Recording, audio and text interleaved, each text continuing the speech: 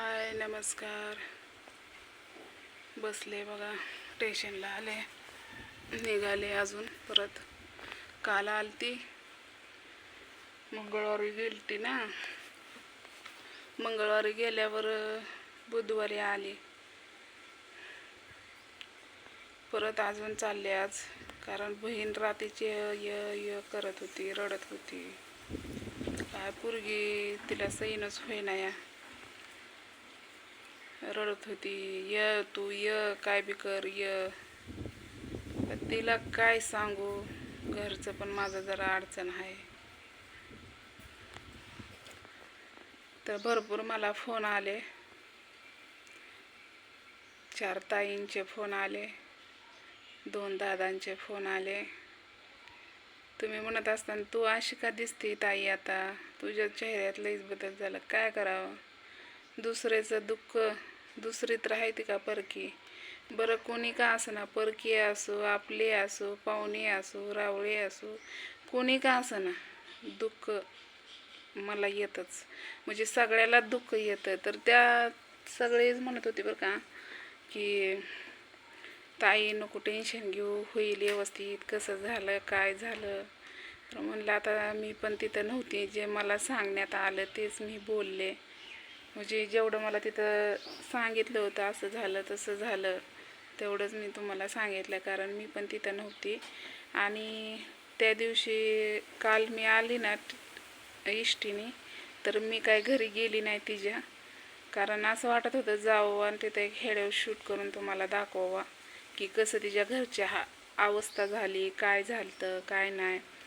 पण परत मी विचार केला की नको, नंतर दाखवूया म्हणलं, आता नको म्हणलं, कारण मी त्या परिस्थितीत नाही. कारण मलाच आजारी पडली मी, पण मला आजारी पडून जमायचं नाही, कारण मी आहे मोठी बहीण आणि आम्ही मावस बहिणी तरी असलो तरी सख्या बहिणीसारखं आम्ही वागतोय, असं असतंय.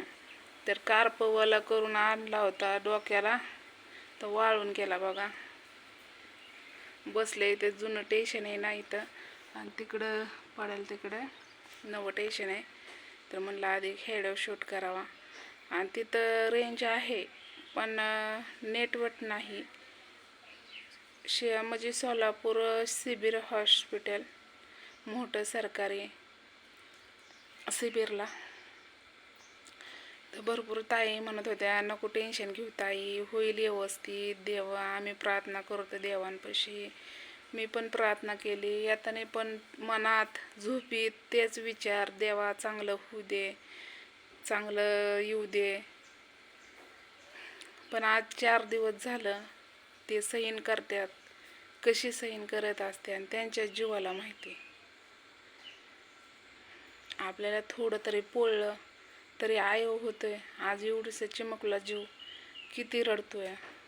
आणि तिचं रडणं बघूनच का नाही पोटात आग पडतीय. आणि तिची आई तर लय रडतीय, लय म्हणजे लय रडतीय. तिला समजवायला लागतंय. तिचं बी ऑपरेशन झालेलं आहे, पिशवी काढलेली, दोन महिने झाले त्याची पिशवी काढलेली. आणि तिला पण इनपेशंट डॉक्टर म्हणले चढलं, जास्त जवळ जाऊ नका म्हणून. आणि पोरगीसारखी ममेवच करते.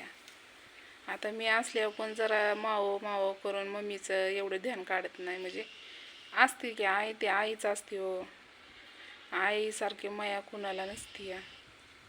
लय रडती शितली, लय रडते. काय आता तिला काय सांगू, एवढंच सांगतोय आम्ही की गप रड नको, चांगलं होईल, चांगली होतेली, काय झालं नाही त्यांना, येतेने घरी चांगली, नको येड्यावणी करू. तिनंच खंबीरपणा सोडला, तिनं धीर सोडला तर त्या कसं काय व्हायचं. अहो मी आई ही मावशी असून माझं तोंड वाळलंय, डोळं बघा कुठं गेलं. एवढं मी काम करत होती, एवढं मी काम करून हसून खेळून हेडव टाकत होती, तरी एवढं मला कधीच असं काही झालं नाही. पण 2-3 दिवसात का नाही भाकरच जाईना मला, कसलीच जेवणच जाईना. आपण नाही साथ द्यायचा तर कोणी साथ द्यायचा. भलं मोठं कसं असतं माहिती आहे का, अशा गोष्टी झाल्या ना तर खंबीरपणाने उभा राहायचं असते पाहुण्या रावळ्याने, आहे की नाही. तर मला असं वाटतंय की खरंच देवाने थुकून मुकून जीव टाकावा त्यांचा, लवकर चांगलं व्हावा, घरी यावा. मला देवावर पूर्ण विश्वास आहे की नक्की चांगली होतील म्हणून. पण तोपर्यंत बाकीच्यांचं नाही का ते व्हायला लागलं ना, आणि मला दवाखान्याचा बिलकुल वाचता होत नाही. पण आता तिला म्हणू कसं की मला हा असा त्रास होतोय तसं, पण म्हणून तुझ्या त्रासपेक्षा माझ्या पोरीचा त्रास किती आहे म्हणलं. मी म्हणले नाही तिला, मी तुम्हाला सांगते. पण चला म्हणलं एक व्हिडिओ शूट करावं, कारण तिथं मला गेल्यावर व्हिडिओ शूट करता येणार नाही.